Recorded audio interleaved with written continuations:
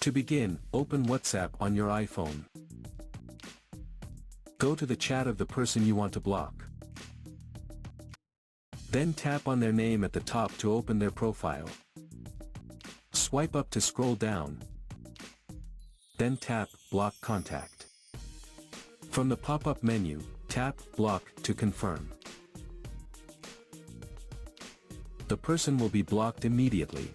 They will not receive a notification, but will no longer be able to call or message you. If you want to block someone from your contact list, tap the plus icon in the top right corner. Now find and select the contact you want to block.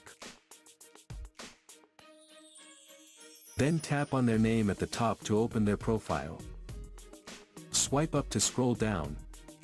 Then tap Block Contact. From the pop-up menu, tap Block to confirm. So that's how you can block contacts on WhatsApp for iOS devices.